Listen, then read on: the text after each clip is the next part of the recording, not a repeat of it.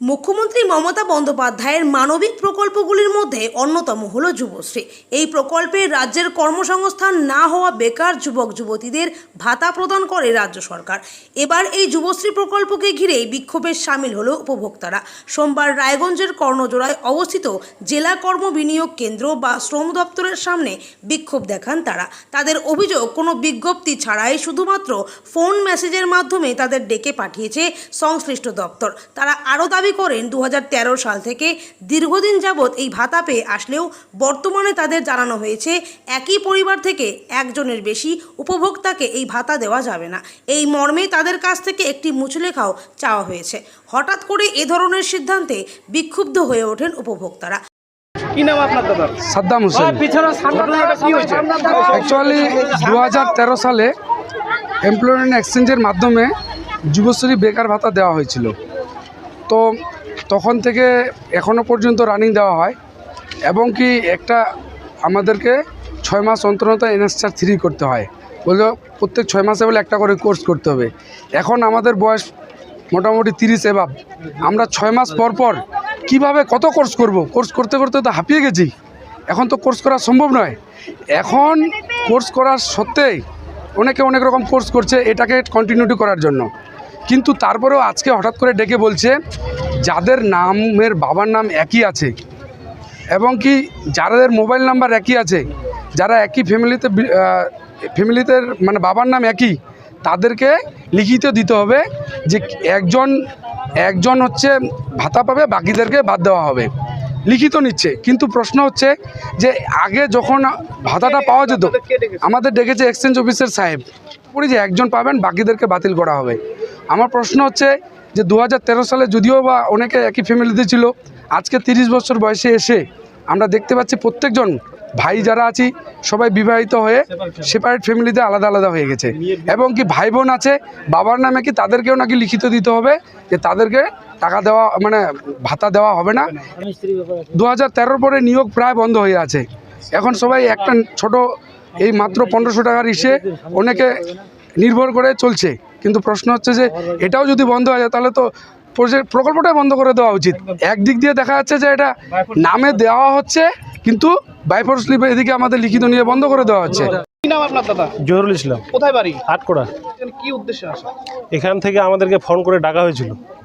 এবার আমরা ওই ফোনের মাধ্যমে আমরা আসে ওরা বলছিল আমাদেরকে ফোনে যে কাগজপাতি নিয়ে এসেন, আমরা দেখব। এবার কাগজপাতি না দেখে আমাদেরকে বলছে আপনারা এই ফর্মটা নিয়েন, ফর্মটা নিয়ে সই করেন, ডিক্লারেশন দেন, কারণ স্বামী স্ত্রীর মধ্যে একজন পাবেন একজন পাবেন না। তো আমি বললাম যে আমার বউ তো তখন বিয়ে হয়নি, বাবার বাড়িতে ছিল, তো ওর গার্জেন আলাদা। এবার আমি আমার বাবার বাড়িতে, আমার গার্জেন আলাদা, তা আমার বউ পেয়েছে, ওর গার্জেন আলাদা, আমার গার্জেন আলাদা, তাহলে কাটতে হবে কেন? আপনি বলছেন যে এক গার্জেনের 2 সন্তান পাবে না, তা আমাদের তো 2 গার্জেন। একজন পাবে, কিন্তু এতদিন সবাই পেয়েছে, এতদিন সবাই আমরা পাচ্ছি, 5-7 বছর ধরে পাচ্ছি। এখন লাস্ট পর্যায়ে বলছে যে এটা একজনকে ডিক্লারেশন দিতে হবে। তো এরা তো বিজ্ঞপ্তিও টাঙে নেই বা নোটিশও টাঙে নাই, তা আমরা কিভাবে এদের মুখের কথায় বিশ্বাস করে? মৌখিকভাবে ডেকেছে, তাহলে মুখের কথায় আমরা কিভাবেই করব?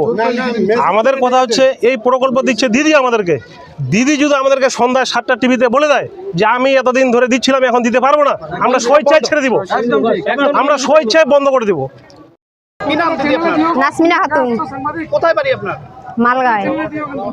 এই কি উদ্দেশ্যে এখানে আসা? এই যে এখান থেকে এমপ্লয়মেন্ট ব্যাংক থেকে আমাদেরকে ডাকা হচ্ছে ফোন করে, একে পরিবারে 2 জন পাচ্ছি, তার জন্য বলে 2013 সাল থেকে। এখন ডেকে কি বলেছে? ওই যে বলছে জমা দিতে হবে কাগজপাতি, একজনকে স্থগিত করতে হবে, একজন থাকবে, একজন বাতিল করতে হবে, নিজে উদ্যান করতে হবে। আর কি বলেছে? কাগজগুলো জমা দিতে বলছে। এখন বলছে উপর মহল থেকে নাকি বলে এখন সিদ্ধান্ত নিবে কে পাবে। আমরা টাকা চাই, কি চাইছি আমরা? দুজনেই যেন পাই, সবাই পাই, সবারই দরকার, সবারই দরকার। আমার দুটা সন্তানের মধ্যে একটা পাবে একটা পাবে না, 2 ভাইয়ে যদি একজন পায় আর একজন যদি না পায় তো কি ওকে ওর সঙ্গে ওই না খেয়ে মরবে?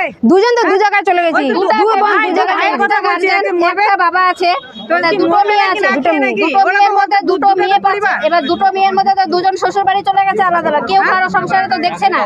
এবার বন্ধ করলে 2 বোনের মধ্যে ছেলে কোনো নোটিশ কিছু টাকা হয়নি, এমনি ফোন করে ডাকা হয়েছে। মুখে মুখে ফোন করে ডাকা হয়েছে। দাদা, একটা বাড়িতে 4টা চাকরি পাচ্ছে, 4টা চাকরি পাচ্ছে কিনা, তো একটা বাপের 4টা ছেলে, 4জনেই চাকরি করছে, ওদের 80,000 টাকা বেতন, আমরা শুধু 1,000 কি 1,500 টাকা পাচ্ছি। দুটো এটাকে বাতিল করবে, এটা কোনো নিয়ম হলো? বাতিল করা হোক, আমরা তো নিজের যোগ্যতায় পেয়েছি, যেটা মাধ্যমিক পাস করেছি তারপর তো দিয়েছে আমাদের। আগে বলছিল এখান থেকে কোনো কিছু কাজ দেওয়া হবে, কোনো কাজ কিছু দেওয়া হয়নি। তাদের কথায় যদিও বিষয়টি নিয়ে শ্রম দপ্তরের দায়িত্বপ্রাপ্ত আধিকারিক শুভঙ্কর সরকার জানান, এই প্রকল্পের উপভোক্তাদের পরিচয় নিয়ে কিছু গরমিল পাওয়া গেছে, সেটা খতিয়ে দেখতেই ঊর্ধ্বতন কর্তৃপক্ষের নির্দেশে এই ডকুমেন্ট ভেরিফিকেশনের কাজ চলছে। একটা অভিযোগ উঠছে এই এমপ্লয়মেন্ট এক্সচেঞ্জ অফিসে যে একই বাড়িতে যাদের 2জন বা 3জন এই আওতায় যারা ভাতা পান তাদের নাকি ভাতা বন্ধ করে দেওয়া হবে, যে কোনো পরিবার একজন দেবে, এমন একটা অভিযোগ। কী বলবেন এটা? প্রথমত বলি যে একটা লিস্ট ডাইরেক্টরেট থেকে আমাদের পাঠানো হয়েছে, সেখানে যাদের নাম আছে সেই নামের এগেনস্টে কিছু গরমিল পাওয়া গেছে। যেমন একই ফোন নম্বরে কয়েকজন আছে, একই গার্জিয়ানে কয়েকজন আছে, হ্যাঁ, অথবা একই আধার কার্ড আছে এরকম, বা একই নামে, হয়তো নাম তো অনেকের বাবার নাম একই হতে পারে কিন্তু তাদের দেখা যাচ্ছে ফোন নম্বর অ্যাড্রেস আলাদা আছে। তো তাদেরকে SMS করা হয়েছিল এবং আমরা আরেকটু এফেক্টিভলি তাদের ফোন করেছি কিছু ডকুমেন্টস আনার জন্য, ঠিক আছে। এখন তাদের ডকুমেন্টস জমা নেওয়া হবে, জমা নিয়ে সিদ্ধান্ত নেওয়া হবে যে এই যে বিষয়টা, যে অভিযোগটা হচ্ছে, এটা অ্যাকচুয়ালি নিয়ম ছিল যে একই ফ্যামিলি থেকে একজনই পাবে। যখন যুবশ্রী লঞ্চ করা হয় তখন একই পরিবার থেকে একজনই পাবে। এখন ধরুন কেউ হয়তো নাম ঠিকানা চেঞ্জ করেনি, ঠিক আছে, অথবা গার্জিয়ান চেঞ্জ করেনি, এবার সেটা রয়ে গেছে, তাই লিস্টে এসছে। এখন আমরা তাদের কাছ থেকে ডকুমেন্টস নেব। এবার কেউ কেউ যদি ডিক্লারেশন দেয়, আমরা প্রথমে ভেবেছিলাম ডিক্লারেশন নেব, তো আপাতত অনেকে ডিক্লারেশন দিতে চাইছে না, তো আমরা যে ডিক্লারেশন দেবে তাদের সেই হিসেবে রিপোর্ট পাঠাবো, যারা ডিক্লারেশন দেবে না আমরা সেই হিসেবে রিপোর্ট পাঠাবো। আপাতত বন্ধের বিষয়টা তো আমাদের হাতে নেই, আমি এক্সচেঞ্জ লেভেলে চাকরি করছি, এটা হেডকোয়ার্টার থেকে সিদ্ধান্ত নেবে, আমরা এখান থেকে রিপোর্ট কম্পাইল করব। উত্তর দিনাজপুর থেকে রামকৃষ্ণ দাসের রিপোর্ট, নিউজ 24 লাইভ।